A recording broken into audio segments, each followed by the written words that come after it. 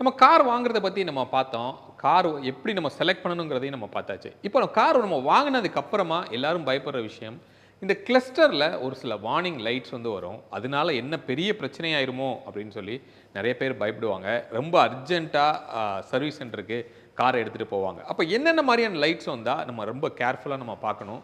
இல்ல இதெல்லாம் வந்து ஜஸ்ட் வார்னிங் தான் அப்படின்னு நம்ம எடுத்துக்கலாம் அப்படிங்கிறத நம்ம பார்ப்போம். ஃபர்ஸ்ட் வந்து ஒரு பேட்டரியோட சிம்பல் வந்து உங்களுக்கு க்ளோ ஆகும். ஜஸ்ட் ஒரு பாக்ஸ் மாரி போட்டு 2 டெர்மினல் இருக்கிற மாரி ரெட் கலர்ல வந்து உங்களுக்கு அது க்ளோ ஆகும்.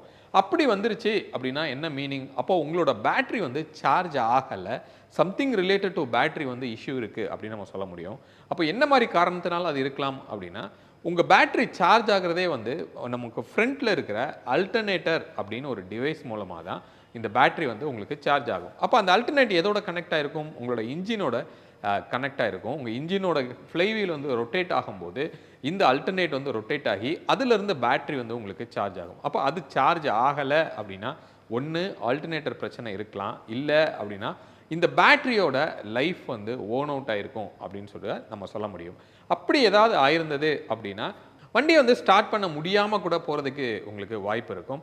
பட் இப்ப இருக்கிற ஆட்டோமேட்டிக் கார்ஸ்லாம் உங்களால தள்ளி கூட உங்களால ஸ்டார்ட் பண்ண முடியாது. அப்ப அப்படி இருக்கு அப்படின்னா, கண்டிப்பாக இத நீங்க இம்மீடியட்டா வந்து பார்த்துக்கணும். உங்களோட பேட்டரி சர்வீஸ் சென்டர்ஸ் எங்க இருக்கோ, அவங்கள போய் அப்ரோச் பண்ணீங்க அப்படின்னா, அது ஆக்சுவலா என்ன இஷ்யூ அப்படிங்கிறத உங்களுக்கு ஐடென்டிஃபை பண்ணி சொல்லுவாங்க.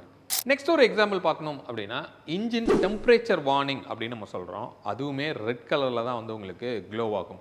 அப்போ இன்ஜின் டெம்பரேச்சர் அப்படின்னா என்ன? இன்ஜின்குள்ள என்ன நடக்குது அப்படின்னு கேட்டீங்கன்னா, ஃபயரிங் தான் நடக்குது அப்படின்னு சொல்றோம். அப்போ லிட்டரலா உள்ள வந்து தீப்பிடிச்சு எரியுது. அப்போ அதிகமா ஹீட் வந்து இன்ஜின்குள்ள ப்ரொடியூஸ் ஆகும். அந்த ஹீட்ட கண்ட்ரோல்டா வச்சுக்கிறதுக்கு தான் நம்ம கார்ல கூலிங் சர்க்யூட் அப்படின்னு சொல்லி ஒண்ணு இருக்கு. ஃப்ரண்ட்ல ரேடியேட்டர்னு ஒண்ணு இருக்கிறது உங்களுக்கு தெரியும். கூலண்ட் ஒண்ணு அப்படின்னு சொல்லி ஒண்ணு நீங்க காரை சர்வீஸ் பண்ணும்போது நாங்க சேஞ்ச் பண்ணியிருக்கோம் அப்படிலாம் சொல்லுவாங்க. கிரீன் கலரா ஒரு லிக்விட் வந்து நீங்க பார்த்திருப்பீங்க.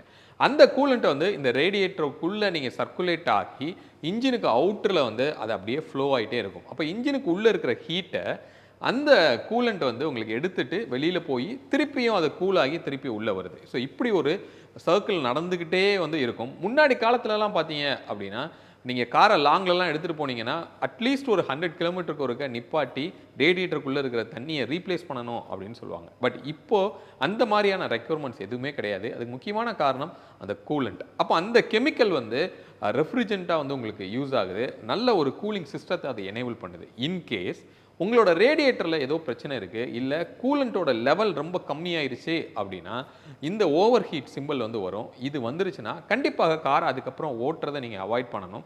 ரோடுக்கு ஓரத்துல நிப்பாட்டிட்டு, அதுல என்ன பிரச்சனை அப்படிங்கிறத ஒரு மெக்கானிக்க வச்சு செக் பண்ணிட்டு, அதுக்கப்புறம் தான் நீங்க எடுத்துட்டு போணும் அப்படின்னு நம்ம சொல்லலாம். அடுத்தது ஆயில் பிரஷர் லோ அப்படின்னு சொல்லி ஒரு வார்னிங் இருக்கும். ஆயில்ங்கிறது எத மீன் பண்றாங்க அப்படின்னா, இன்ஜின் ஆயில் அப்படின்னு நம்ம சொல்லலாம். அப்ப இன்ஜின் ஆயில்ங்கிறது மெயினா கார்ல எதுக்காக இருக்கு அப்படின்னா, அது வந்து ஒரு லூப்ரிகன்ட் அப்படின்னு நம்ம சொல்லலாம். அதாவது இன்ஜின்ல நிறைய மூவிங் பார்ட்ஸ் வந்து இருக்கு. மெட்டலும் உரசிட்டு மூவ் ஆகும்போது அதிகமா டெம்பரேச்சர் கிரியேட் ஆகும். அது மட்டும் இல்லாம தேய்மானம்ங்கிறது அதிகமா இருக்கும். அத அவாய்ட் பண்றதுக்கு தான் இன்ஜின் ஆயில் அப்படிங்கிறது கார்ல ரொம்ப முக்கியமா நம்ம அத வந்து பார்க்கணும்.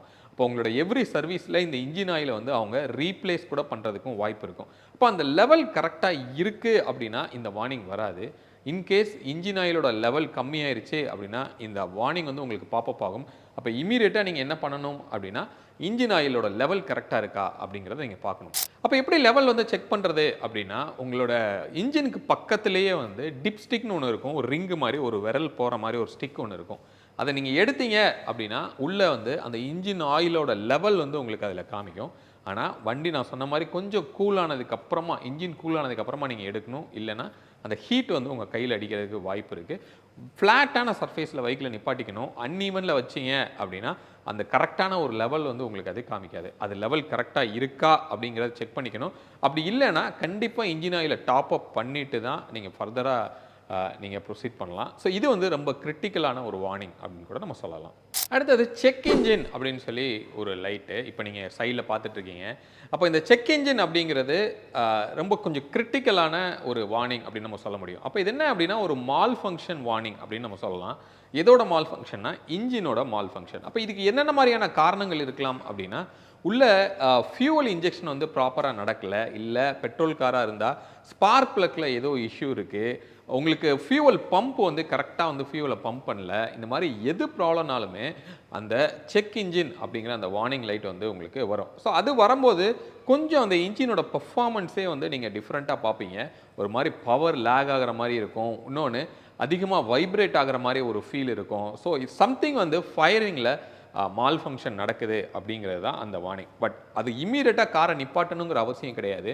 நீங்கள் டிரைவ் பண்ணிவிட்டு பக்கத்தில் இருக்கிற சர்வீஸ் சென்டர் வரைக்கும் நீங்கள் போயிட்டு அதுக்கப்புறமா அதில் என்ன பிரச்சனை அப்படிங்கிறத எய்தர் நீங்கள் ஸ்கேன் பண்ணி பார்க்க முடியும்.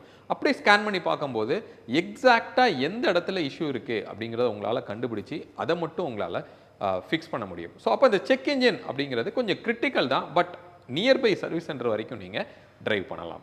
நெக்ஸ்ட் ஆப்ரேஷனலில் ஒரு சில லைட்ஸ்லாம் இருக்குது. அதாவது இந்த லைட்ஸ் எல்லாம் வந்து உங்களுக்கு இந்த பர்டிகுலர் சிஸ்டம் ஒர்க் ஆகிறதுனால எரியற லைட். உதாரணத்துக்கு ஹெட்லைட்க்குரிய லைட்.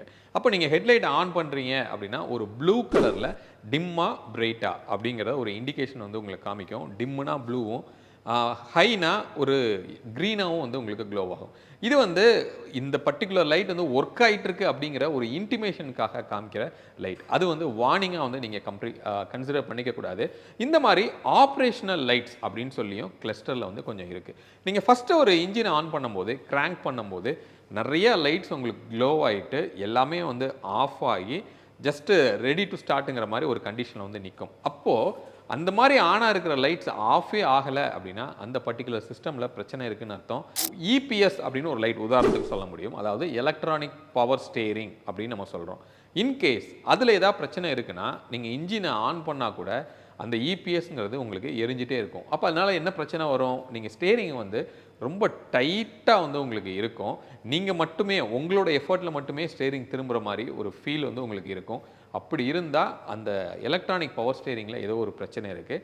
அதை வந்து மேபி எலி ஏதாவது வயரை கடிச்சிருந்தா கூட அந்த பிரச்சனை இருக்கலாம். ஓகே, அப்போ இந்த மாதிரி எல்லாமே வந்து ஒரு எக்ஸாம்பிள் இருக்கிற ஒரு லைட்ஸ் அப்படின்னு நம்ம சொல்லலாம்.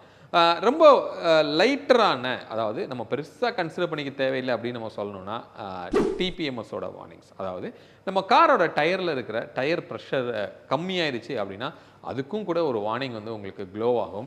அது வந்து ஜஸ்ட்டு ஒரு 25% கீழே டயரோட ப்ரெஷர் வந்துருச்சுன்னா அந்த வார்னிங் லைட் வந்து உங்களுக்கு க்ளோ ஆகுது. அப்போ நீங்கள் யாரை மட்டும் ஃபீல் பண்ணிக்கிட்டிங்கன்னா அந்த வார்னிங் வந்து உங்களுக்கு போயிடுது. இன்னொன்று ட்ராக்ஷன் கண்ட்ரோல் அப்படின்னு சொல்கிறோம். அந்த ட்ராக்ஷன் கண்ட்ரோல் வந்து ஆனாக இருந்தால் அதில் ஒரு சிம்பிள் வந்து எரியும், ஆஃப் ஆகிருந்தால் அதில் வந்து ஆஃப் ஆகிருக்கும். ஏபிஎஸ் அப்படின்னு சொல்லி சொல்கிறோம். அது வந்து க்ளோ ஆயிடுச்சு அப்படின்னா ஏபிஎஸ் சிஸ்டத்தில் ஏதோ ஒரு பிரச்சனை இருக்குது அப்படின்னு சொல்லி அர்த்தம். ஸோ இது மாதிரி ஒவ்வொரு லைட்டுக்கும் ஒரு ஒரு மீனிங் இருக்குது. இது ஒவ்வொரு காருக்கும் இந்த நம்பர் ஆஃப் லைட்ஸ் வார்னிங்ஸுங்கிறது அதிகமாகும். அது வந்து டிபெண்ட்ஸ் ஆன் அந்த காரில் எவ்வளோ சென்சார்ஸ் இருக்குது அப்படிங்கிறத பொறுத்து இருக்குது. இதுக்கு ரொம்ப நீங்கள் எல்லாத்துக்குமே ரொம்ப பயப்படணும் அப்படிங்கிறது இல்லை. ஒரு சில லைட் நான் சொன்ன மாதிரி கிரிட்டிக்கலாக இருக்கிற வார்னிங்ஸை மட்டும் நீங்கள் இமீடியட்டாக சர்வீஸ் சென்டருக்கு எடுத்துகிட்டு போகிறது நல்லது அப்படின்னு நம்ம சொல்லலாம். ஹோப் இந்த வீடியோ ஒரு கிளாரிட்டி வந்து உங்களுக்கு கொடுத்துருக்கோம். எப்படி நம்ம காரை வந்து செலக்ட் பண்ணணும், எந்த மாதிரி செக்மெண்ட் நமக்கு கரெக்டாக இருக்கும், அப்படி கார் வாங்கினதுக்கப்புறமா இந்த வார்னிங் லைட்ஸ்லாம் ஒவ்வொன்றுக்கும் என்ன மீனிங் அப்படிங்கிறத பற்றி மீண்டும் அடுத்து வேற ஒரு வீடியோவில் உங்களை வந்து நாங்கள் சந்திக்கிறோம். அது வரைக்கும் உங்களிடமிருந்து விடைபெறுவது உங்கள் பிர்லா. பை.